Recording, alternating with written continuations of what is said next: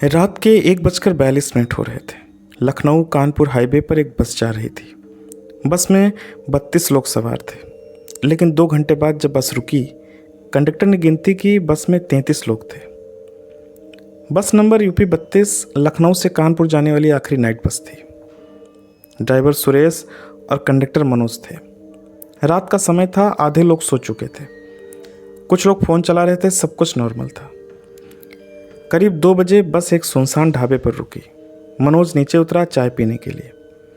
उसने आदत के मुताबिक यात्रियों को काउंट किया, 1 2 3 और 32। सब ठीक था, लेकिन जैसे ही सब वापस बस में चढ़े, उसने फिर गिनती की, 1 2 3 और 33। मनोज रुक गया, ये कैसे हो सकता है? मनोज ने सोचा शायद पहले गलत गिन लिया होगा। वो फिर से गिनता है, फिर 33। उसने ड्राइवर सुरेश से कहा, भाई एक एक्स्ट्रा आदमी बस में है। सुरेश हंस पड़ा, रात में ज़्यादा मत सोच, चलने दे। बस फिर चल पड़ी, लेकिन इस बार बस के अंदर अजीब सी खामोशी थी। एक भी आवाज़ नहीं, जैसे सब अचानक गहरी नींद में चले गए हों। मनोज धीरे धीरे बस में चलते चलते हर सीट पर नज़र डालता है। सब लोग सो रहे थे, लेकिन आखिरी सीट पर एक आदमी बैठा था जो सो नहीं रहा था। उसका चेहरा खिड़की की तरफ था, बाल गीले थे जैसे अभी अभी बारिश में भीगा हो। मनोज ने पूछा, भाई साहब आपका टिकट? कोई जवाब नहीं दिया। सुनिए, टिकट दिखाइए। वो आदमी धीरे धीरे उसकी तरफ मुड़ा, उसकी आंखें पूरी सफ़ेद थीं। मनोज पीछे हट गया। आप चढ़े कब बस में? वो आदमी मुस्कुराया और बहुत धीमी आवाज़ में बोला, मैं उतरा ही कब था। अचानक बस के सारे लाइट्स ब्लिंक करने लगे।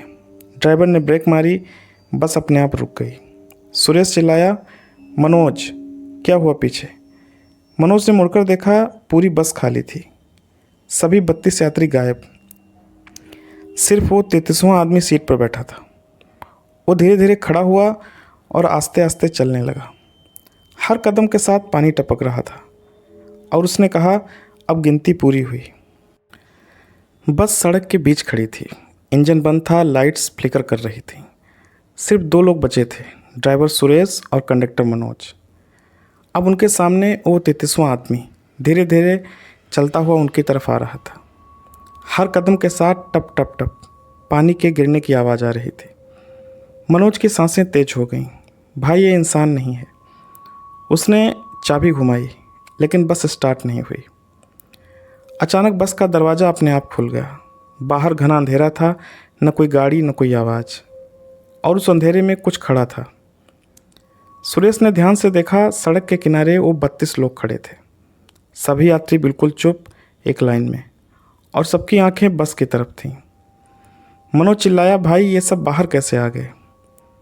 लेकिन ध्यान से देखने पर उनकी बॉडीज़ बिल्कुल सीधी थीं, कोई मूवमेंट नहीं था, जैसे सब मर चुके हों। अब सिचुएशन ये थी कि बाहर 32 खामोश यात्री और अंदर एक 33वां यात्री, और दोनों बस को देख रहे थे। मनोज ने डर के मारे आंख बंद कर ली, और जैसे ही खोली, वो 33वां आदमी अब उनके बिल्कुल सामने खड़ा था, इतना पास कि उसकी ठंडी सांस महसूस हो रही थी। वो धीरे से बोला, तुमने गिनती गलत की थी। मनोज कांपते हुए, क्या मतलब? हम हमेशा 33 थे। मनोज का दिमाग घूम गया। उसे याद आया, जब बस पहली बार रुकी थी, तब भी एक आदमी आखिरी सीट पर बैठा था, लेकिन उसने उसे काउंट नहीं किया था। अचानक बाहर खड़े 32 लोगों ने एक साथ अपना सिर झुका दिए, और फिर धीरे धीरे सब बस की तरफ चलने लगे। दरवाज़ा खुला हुआ था, एक एक करके वो लोग बस में चढ़ने लगे, लेकिन उनके पैरों की आवाज़ नहीं आ रही थी। जैसे ही आखिरी यात्री अंदर आया, बस का दरवाज़ा अपने आप बंद हो गया, और ड्राइवर सीट पर सुरेश की जगह कोई और बैठा था। उसने धीरे से मिरर में देखा, ड्राइवर सीट पर वही 33वां आदमी बैठा था और मुस्कुरा रहा था। बस अपने आप चल पड़ी। कोई एक्सीलेटर नहीं दबा रहा था, कोई स्टीयरिंग नहीं पकड़ रहा था। फिर भी बस 80 की स्पीड से अंधेरे हाईवे पर दौड़ रही थी। मनोज पीछे की तरफ गिर पड़ा। सुरेश ने ड्राइवर सीट की तरफ देखने की हिम्मत की। वहाँ वही 33वां आदमी बैठा था। उसके हाथ स्टीयरिंग पर थे, लेकिन उसके पैर ज़मीन को नहीं छू रहे थे। सुरेश डरते हुए पूछा, तू कौन है? वो आदमी धीरे धीरे हंसा, मैं वो हूँ जिसे तुमने कभी गिना ही नहीं। अचानक बस के अंदर ठंडी हवा चलने लगी, लाइट्स अपने आप बंद और चालू होने लगीं, और फिर हर सीट पर बैठे लोग धीरे धीरे हिलने लगे। उनकी गर्दन टेढ़ी होने लगीं, आंखें खुल गईं, लेकिन उनकी आंखों में कोई जान नहीं थी। 33वां आदमी बोला, 5 साल पहले इसी हाईवे पर यही बस सुरेश और मनोज एक दूसरे को देखने लगे। फ्लैशबैक हुआ, बारिश की रात थी, बस फुल थी और 32 यात्री थे। ड्राइवर जल्दी में था, स्पीड 100 के ऊपर थी। तभी सामने एक आदमी सड़क के बीच खड़ा था, वही सफ़ेद कपड़ों में। ड्राइवर ने ब्रेक नहीं मारी, बस सीधे उस आदमी को टक्कर मारकर निकल गई। किसी ने बस नहीं रोकी, किसी ने पीछे मुड़कर नहीं देखा, क्योंकि किसी ने उसे गिना ही नहीं था। 33वां आदमी धीरे से बोला, उस दिन मैं भी यात्री था, लेकिन टिकट नहीं था, इसलिए तुम सब ने मुझे इंसान नहीं समझा। सुरेश का चेहरा पीला पड़ गया, फिर बाकी लोग। वो आदमी मुस्कुराया, जब इंसानियत मर जाती है तो बस हादसे नहीं होते, श्राप बन जाते हैं। उस एक्सीडेंट के बाद बस 100 मीटर आगे जाकर खाई में गिर गई थी।